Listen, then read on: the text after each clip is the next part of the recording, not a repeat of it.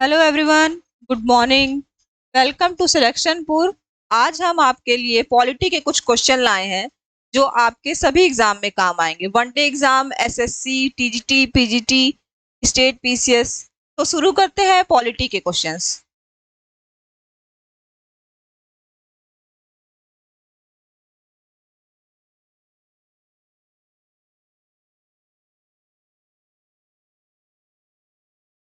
पहला क्वेश्चन, शाही उपाधि अधिनियम किस वर्ष लाया गया? 1773, 1774, 17 1876 और 1833। शाही उपाधि अधिनियम 1876 में लाया गया है। यह महारानी एलिजाबेथ को दिया गया था। जब महारानी एलिजाबेथ को केसरे हिंद की उपाधि दी गई थी तो शाही उपाधि अधिनियम लाया गया था। नेक्स्ट क्वेश्चन,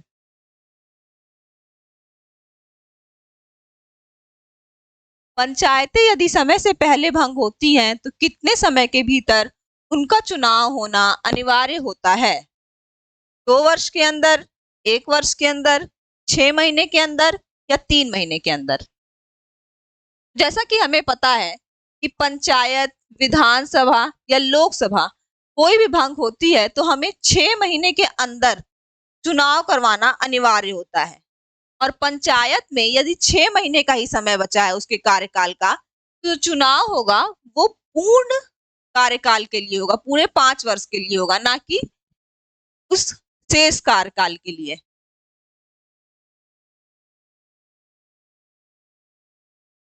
केंद्र और राज्य के लिए अलग अलग बजट का प्रावधान सर्वप्रथम अधिनियम किसमें देखने को मिलता है?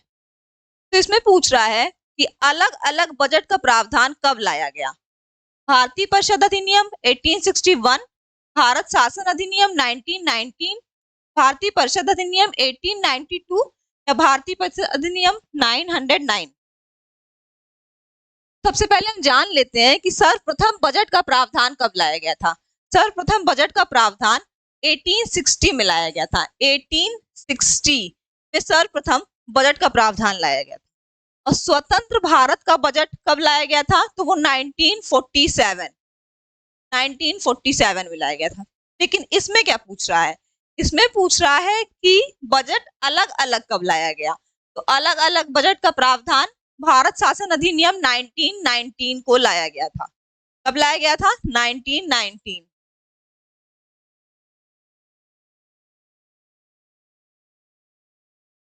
निम्न कथनों पर विचार करें। पंचायती राज की संकल्पना सत्ता के विकेंद्रीकरण से संबंधित है। पंचायतों के माध्यम से गांवों का विकास करना, गांवों की समस्याएं स्थानीय स्तर पर हल करना, ग्रामीण समुदाय को प्रत्येक क्षेत्र में पूर्ण स्वावलंबी बनाना। पंचायती राज की सफलता पर ही भारतीय लोकतंत्र का भविष्य निर्भर करता है। तो इसमें से कौन कौन से कथन सही हैं, हमें इस पे विचार करना होगा। तो हम देखते हैं, पंचायती राज की संकल्पना सत्ता के विकेंद्रीकरण से संबंधित है। बिल्कुल सही है, क्योंकि पंचायती राज की स्थापना ही हुई थी विकेंद्रीकरण के लिए। 3 टायर। पंचायतों के माध्यम से गांव का विकास करना, गांव की समस्याएं स्थानीय स्तर पर हल करना, ये भी सही है। ग्रामीण समुदाय को प्रत्येक क्षेत्र में स्वावलंबी बनाना, ये भी सही है। पंचायती राज की सफलता पर ही भारतीय लोकतंत्र का भविष्य निर्भर करता है, ये भी सही है। तो इसमें क्या हो जाएगा? Option C 1, 2, 3। निम्नलिखित का आरोही क्रम में कूटों की सहायता से तय कीजिए। अब इसको छोटे से बड़े में लगाना है। जो सबसे पहले आया था उसको सबसे पहले लगाएंगे और जो सबसे लास्ट में आया था उसको सबसे लास्ट में लगाएंगे। ये सब क्या है? ये सब पंचायती राज समिति है। ये सब क्या है? ये सब पंचायती राज समिति है। अशोक मेहता समिति कब आई थी? 1977। बलवंत राय कब आई थी? 1957 में। जीवी के राव 1985। और एलएम सिंघवी समिति कब आई थी? 1986 में। तो इसको अगर हम क्रोनोलॉजिकल सेट करें तो सबसे पहले क्या आएगा? 2, फिर 1, फिर 3, फिर 4। कौन सा ऑप्शन हो जाएगा? टी। ऑप्शन डी हो जाएगा। बलवंत राय मेहता समिति सबसे पहली पंचायत समिति थी जो कि राष्ट्रीय विकास प्राधिकरण के लिए भी आई थी और इसने 3 टायर पंचायती राज का 3 टायर दिया था। अशोक मेहता ने 2 टायर दिया था।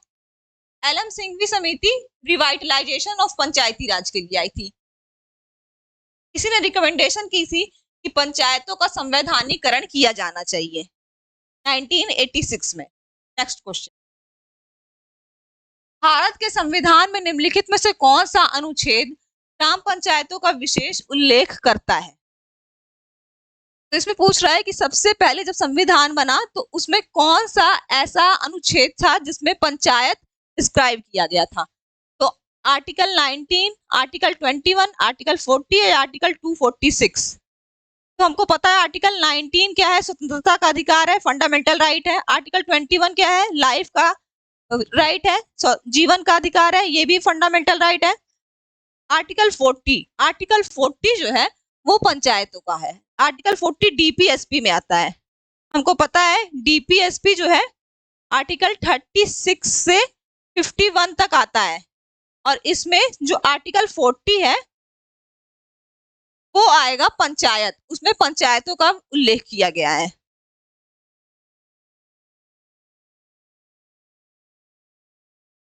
बलवंत राय मेहता समिति ने निम्नलिखित में से किस पंचायती राज ढांचे की सिफारिश की थी? अभी मैंने बताया कि पंचायती राज बलवंत मेहता समिति ने 3 टायर पंचायती राज की सिफारिश की थी। तो पहला ऑप्शन क्या है, केवल गांव स्तर पर ग्राम पंचायत तक, खंड स्तर पर पंचायत समिति। दूसरा, केवल खंड स्तर पर पंचायत समिति तथा जिला स्तर पर जिला परिषद। तीसरा, गांव स्तर पर ग्राम पंचायत, खंड स्तर पर पंचायत समिति तथा जिला स्तर पर जिला परिषद। दूसरा ऑप्शन क्या है, केवल गांव स्तर पर ग्राम पंचायत और जिला स्तर पर जिला परिषद। तो इसमें 3 टायर किसमें दिख रहा है? ऑप्शन सी में दिख रहा है।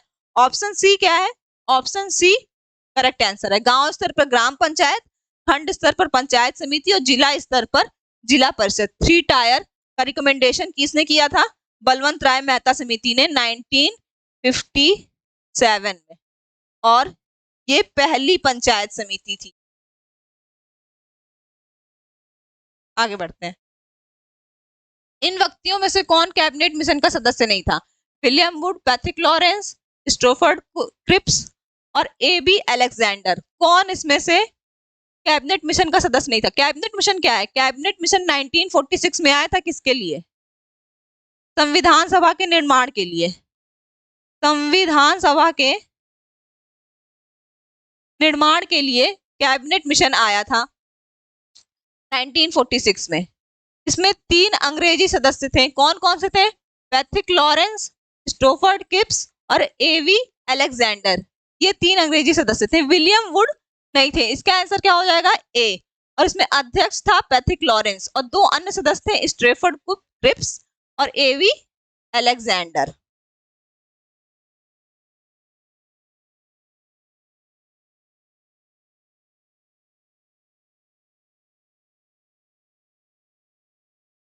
नेक्स्ट क्वेश्चन, निम्न में से कौन सी एक भारत शासन अधिनियम 1935 की एक विशेषता है?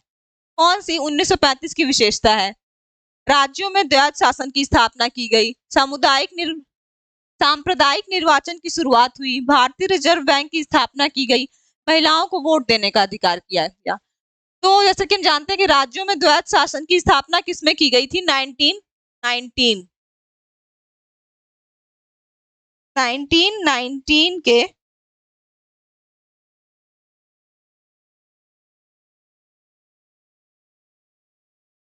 मॉन्टेस्क्यू चैम्सफोर्ड सुधार में या 1919 के शासन अधिनियम में।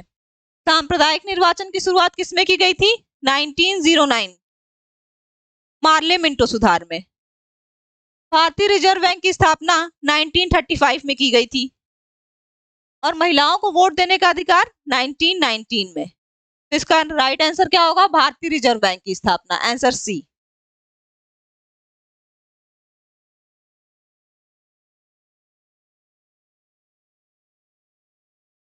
नेक्स्ट क्वेश्चन, इस अधिनियम को मार्ले मिंटो सुधार के नाम से जाना जाता है?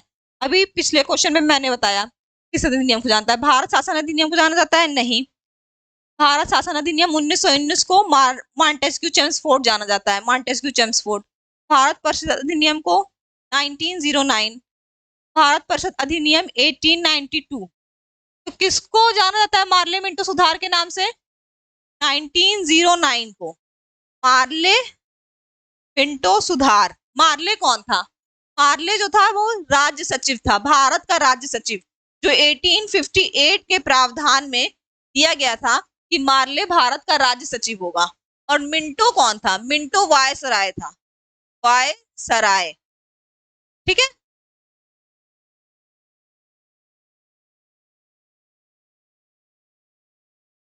नेक्स्ट क्वेश्चन, एक संघीय व्यवस्था और केंद्र में द्वैत शासन भारत में लागू किया गया। कब लागू किया गया था एक संघीय व्यवस्था और केंद्र में द्वैत शासन?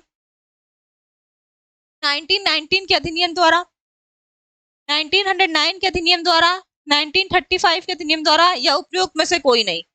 तो एक संघीय व्यवस्था और द्वैत शासन लागू किया था 1935 के अधिनियम द्वारा। ठीक है, 1935 के अधिनियम द्वारा। इस 1935 के अधिनियम को गुलामी का अधिकार पत्र भी कहते हैं, गुलामी का अधिकार पत्र भी कहते हैं। नेक्स्ट, केंद्र में कौन सा एक्ट द्विसदनी विधायिका लाया? तो केंद्र में कौन सा एक्ट द्विसदनी विधायिका लाया? ये 1919 का एक्ट द्विसदनी विधायिका लाया था। 1919 का एक्ट द्विसदनी विधायिका लाया था। करेक्ट आंसर क्या होगा? सी।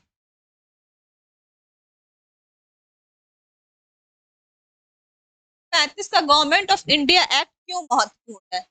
क्या भारतीय संविधान का प्रमुख स्रोत है? इसके द्वारा भारत को स्वतंत्रता मिली, इसमें भारत का विभाजन उल्लिखित है, इसके द्वारा रियासतें समाप्त हुई। भारत को स्वतंत्रता किसके द्वारा मिली थी? 1947 के एक्ट से। विभाजन 1935 में नहीं हुआ था, रियासतें भी 1935 में नहीं हुई थी। यह भारतीय संविधान का प्रमुख स्रोत है। 1935 क्या होगा? भारतीय संविधान का प्रमुख स्रोत। Correct answer is a. Next, British Bharat में सांप्रदायिक प्रतिनिधित्व की व्यवस्था निम्नलिखित में से किस अधिनियम द्वारा की गई है? भारतीय काउंसिल अधिनियम 1892, मार्ले मिंटो सुधार, मॉन्टेस्क्यू चेम्सफोर्ड सुधार, या भारत सरकार अधिनियम? तो जो सांप्रदायिक प्रतिनिधित्व,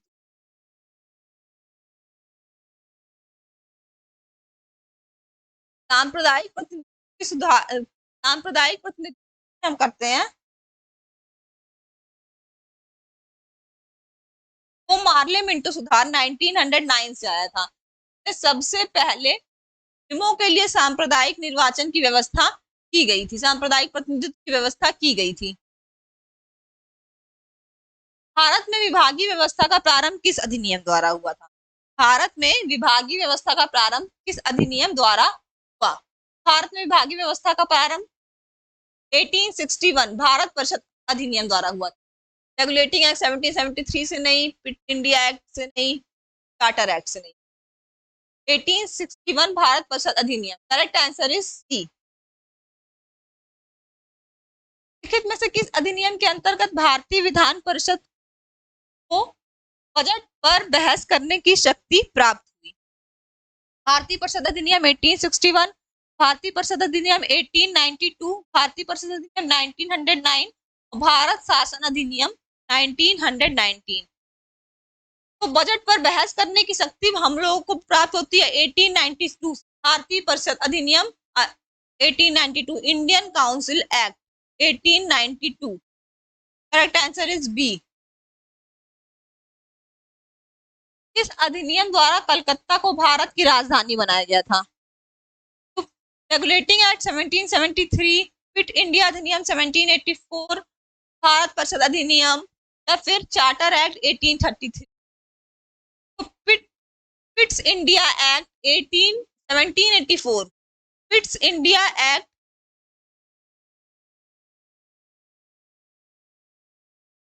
1784 द्वारा कलकत्ता को भारत की राजधानी बनाया गया था। दिल्ली से पहले कलकत्ता थी भारत की राजधानी। नेक्स्ट क्वेश्चन, निम्नलिखित में से किस अधिनियम में कलकत्ता में सर्वोच्च न्यायालय की स्थापना की गई थी? Regulating act 1773, Pitt's India act 1784, charter act 1833 या चार्टर एक्ट 1813। तो इसमें कलकत्ता में सर्वोच्च न्यायालय की स्थापना की गई थी 1773 द्वारा। रेगुलेटिंग एक्ट 1773 द्वारा की गई थी कलकत्ता में सर्वोच्च न्यायालय की स्थापना।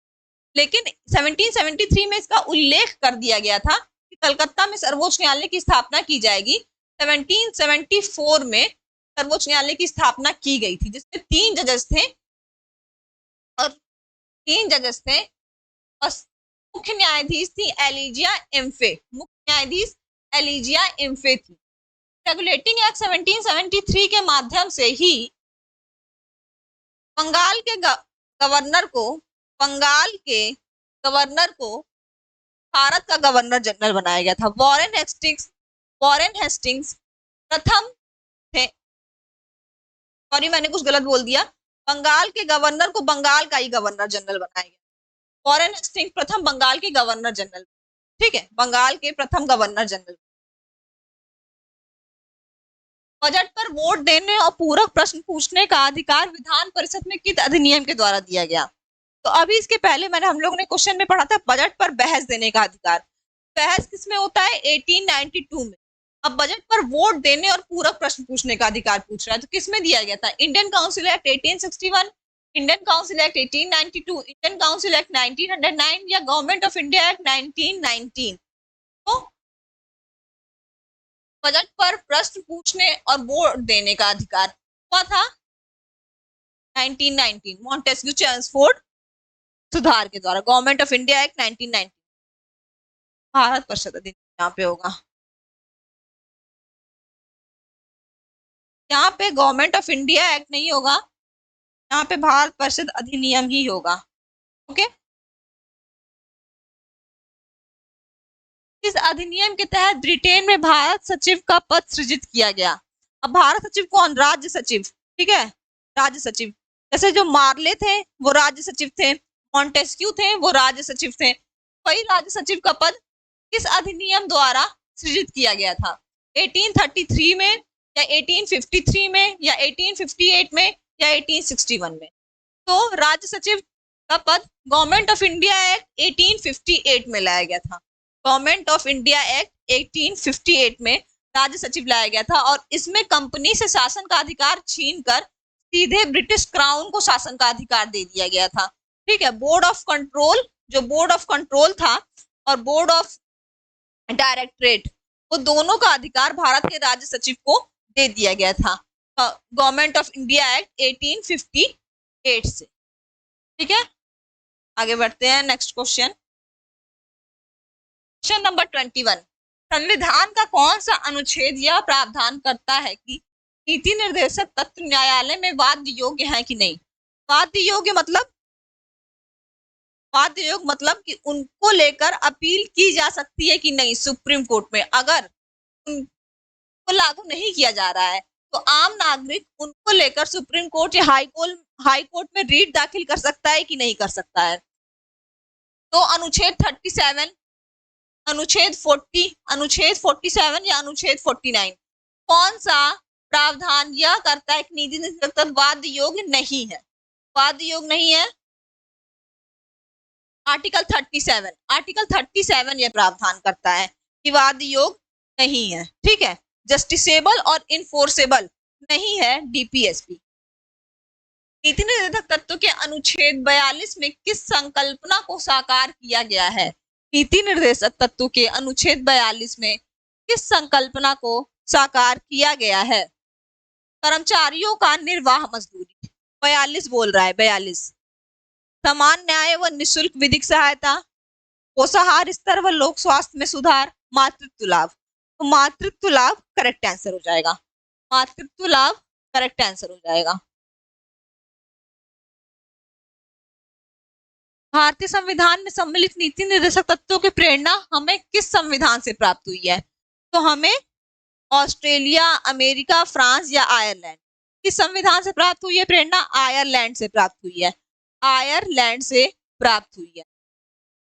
राष्ट्रपति का निर्वाचन भी हमें आयरलैंड से प्रेरणा में प्राप्त हुआ है। आगे बढ़ते हैं। भारतीय संविधान सभा की प्रारूप समिति के अध्यक्ष थे। प्रारूप समिति, ड्राफ्टिंग कमेटी के अध्यक्ष कौन था? Who was the chairman of the drafting committee of the Constituent Assembly of India? Doctor Rajendra Prasad, Jawaharlal Nehru, B R. Ambedkar या पुरुषोत्तम दास टंडन? तो डॉक्टर बी.आर. अम्बेडकर प्रारूप समिति के अध्यक्ष थे। प्रारूप समिति में 7 सदस्य थे। प्रारूप समिति में 7 सदस्य थे। के.एम. मुंशी, अल्लादि कृष्ण स्वामी अयंगर, टी.पी. खेतान, पी.टी. कृष्णाचारी, बाल सिंह राव, ये लोग, ऐसे करके 7 लोग थे प्रारूप समिति। नेक्स्ट क्वेश्चन, भारतीय संविधान के किस अनुच्छेद के तहत संसद राज्य विधान मंडल द्वारा चुनाव के संबंध में बनाए गए कानूनों को न्यायिक क्षेत्र से बाहर रखा गया है? इसमें पूछ रहा है कि कौन सा अनुच्छेद संसद या राज्य विधान मंडल, अगर संसद या राज्य विधान मंडल कोई चुनाव के संबंध में कानून बना देता है, उनको न्यायिक क्षेत्र से बाहर रखने का काम किस अनुच्छेद में किया गया है? अनुच्छेद 316, अनुच्छेद 324, अनुच्छेद 329 या अनुच्छेद 335?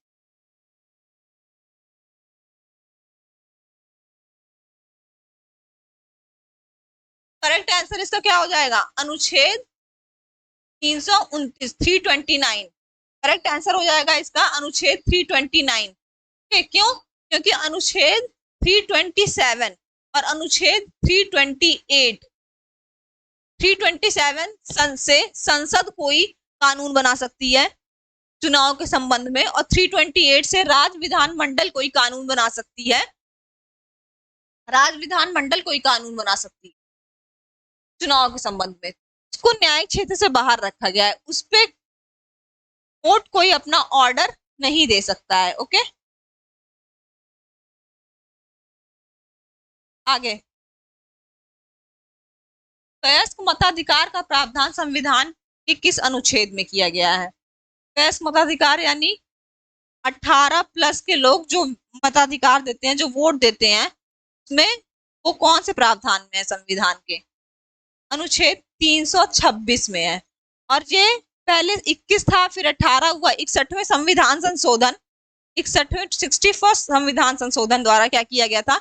इसको 18 प्लस कर दिया गया था, 18 प्लस कर दिया गया था।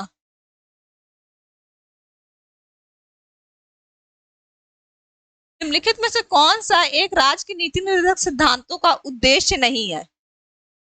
एक, कल्याणकारी राज्य की स्थापना करना, सामाजिक आर्थिक न्याय को सुनिश्चित करना, धार्मिक राज्य की स्थापना करना या धर्मनिरपेक्ष राज्य की स्थापना करना। तो हमारे संविधान में कहीं भी धार्मिक राज्य का उल्लेख नहीं आया। धर्मनिरपेक्ष राज्य हम लोग बोलते हैं, लेकिन धार्मिक राज्य का उल्लेख नहीं आया। तो नीति निर्देशक तत्व क्या पूरे संविधान का उद्देश्य नहीं है कि हम धार्मिक राज्य की स्थापना करें? तो करेक्ट आंसर सी, नीति निर्देशक का उद्देश्य ये नहीं है। 42वें संविधान संशोधन द्वारा किस अनुच्छेद के माध्यम से श्रमिकों की प्रबंधन में भागीदारी सुनिश्चित की गई? आर्टिकल 38, आर्टिकल 40, 44 या 43A? तो 40 में क्या है, हमने पढ़ा है पंचायत। 44 में क्या है, समान नागरिक संहिता। और 43A में क्या है? 43A में है श्रमिकों की प्रबंधन में भागीदारी। श्रमिकों की प्रबंधन में भागीदारी सुनिश्चित की गई है 43A द्वारा। नेक्स्ट क्वेश्चन, क्वेश्चन 29, भारतीय संविधान का कौन सा अनुच्छेद भारत की विदेश नीति से संबंधित? आर्टिकल 380, आर्टिकल 312, आर्टिकल 60 या आर्टिकल 51? इसमें करेक्ट आंसर होगा डी, आर्टिकल 51। आर्टिकल 51 क्या कहता है? आर्टिकल 51 कहता है कि अंतर्राष्ट्रीय शांति एवं सुरक्षा को बनाए रखना है। राज्य कोई भी ऐसा कानून नहीं पारित करेंगे जो अंतर्राष्ट्रीय शांति एवं सुरक्षा में बाधा डालता है। आर्टिकल 51 विदेश नीति से कनेक्टेड हुआ। क्वेश्चन 30, संस्कृति व शिक्षा का अधिकार किन मुख्य अनुच्छेदों में उल्लिखित है? संस्कृति व शिक्षा 20 और 21 क्या है? राइट ऑफ लाइफ, जीवन का अधिकार है। 25 से 26 क्या है? धर्म का अधिकार है। ठीक है। 31 और 32 ये आप अपील दायर कर सकते हैं अगर आपके मौलिक अधिकारों का हनन हो रहा है तो। 29 और 30 में संस्कृति व शिक्षा संबंधी अधिकार है। अल्पसंख्यकों की संस्कृति का अधिकार 29 में और अल्पसंख्यकों को की शिक्षा का अधिकार, शिक्षा संस्थाओं की स्थापना कर सकते हैं वो 30 से, आर्टिकल 30 में ये प्रावधान दिया गया है। नेक्स्ट क्वेश्चन, क्वेश्चन 31, निम्न में से किस संविधान अनुच्छेद के अंदर भारत के राष्ट्रपति मूल अधिकार के कार्यान्वयन को स्थगित कर सकते हैं 20 एवं 21 के को छोड़कर? ठीक है, आर्टिकल 358, आर्टिकल 359, 360 या 356? कौन सा ऐसा आर्टिकल है जिससे भारत के राष्ट्रपति मूल अधिकार के कार्यान्वयन को स्थगित कर सकते हैं? हमको पता है 368 में क्या होता है, वित्तीय आपातकाल, जो आज तक नहीं लगा है भारत में। 356 क्या है, 356 अगर राज्य में संविधान के अनुसार शासन नहीं चल रहा है तो यहाँ पे क्या हो सकता है, यहाँ पे राष्ट्रपति शासन लग सकता है। तो 350 भारत के राष्ट्रपति मूल अधिकारों के कार्यान्वयन को स्थगित कर सकते हैं 358 द्वारा। क्वेश्चन आंसर क्या होगा, आंसर ए होगा, आंसर ए।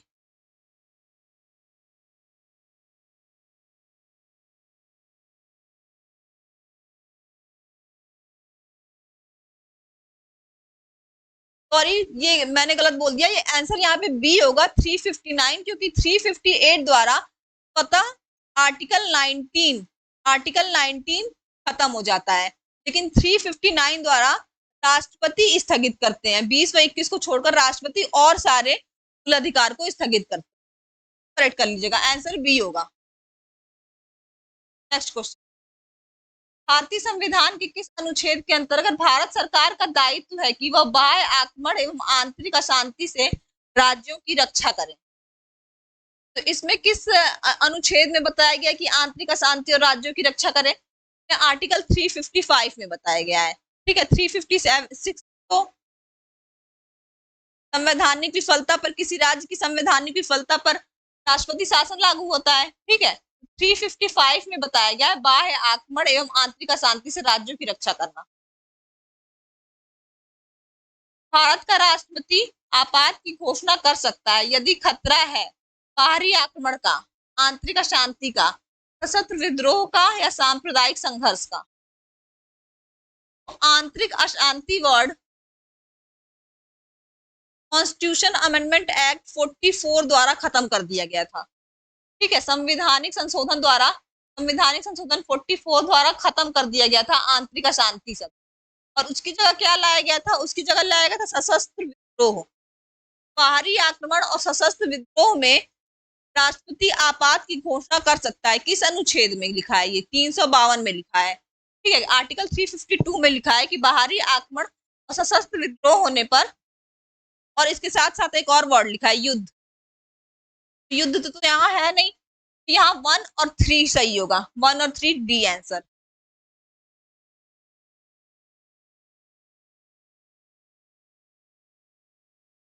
वर्ष 1975 में आपात की घोषणा के समय भारत के राष्ट्रपति कौन थे? जब 1975 में इमरजेंसी लागू की गई थी तो कौन था यहाँ पे राष्ट्रपति? 1975 में इमरजेंसी कौन लाया था? प्राइम मिनिस्टर कौन था? श्रीमती इंदिरा गांधी। इंदिरा गांधी ने फखरुद्दीन अली अहमद से कहा था कि वो इमरजेंसी लागू कर दे। उस टाइम ये कोई प्रावधान नहीं था, कैबिनेट परिषद की पूरी आपको साइन लेना पड़ेगा तब जाके आपका वो होगा, इमरजेंसी लागू होगा। इसमें केवल और केवल तभी तक था कि भारत का प्रधानमंत्री अगर बोल देता है कि आप इमरजेंसी लागू कर दीजिए तो राष्ट्रपति इमरजेंसी लागू कर देगा। यही 44 संविधान संशोधन अनुच्छेद द्वारा इसको परिवर्तित किया गया, और कैबिनेट परिषद की पूरी मीटिंग होती है और तब जाके अगर कैबिनेट परिषद उसमें साइन कर दे तब जाके इमरजेंसी अब लागू होता है। आंसर सी करेक्ट होगा। नेक्स्ट क्वेश्चन, ये हमारा लास्ट क्वेश्चन है। मौलिक अधिकारों से जुड़े निम्नलिखित अनुच्छेदों के युग्मों में से कौन एक भारतीय संविधान के अनुच्छेद 359 के अंतर्गत आपात स्थिति लागू करने के दौरान निलंबित नहीं हो सकता है? तो इसमें कह रहा है कि अगर 359 के अंतर्गत आपात स्थिति लागू करना है तो कौन सा अनुच्छेद निलंबित नहीं होगा। अभी एक नेक्स्ट पहले क्वेश्चन आया था, आंसर क्या होगा? 20 आर्टिकल 2021। 14 और 15 क्या है? समानता का अधिकार है। 16 क्या है?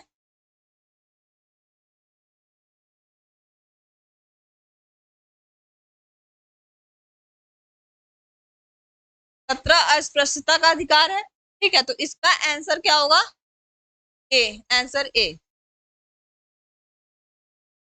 क्वेश्चन था। अब आगे हम ऐसे ही सीरीज चलाते रहेंगे पॉलिटी के क्वेश्चन की, और आगे आप हमसे जुड़े रहिएगा। Thank you everyone.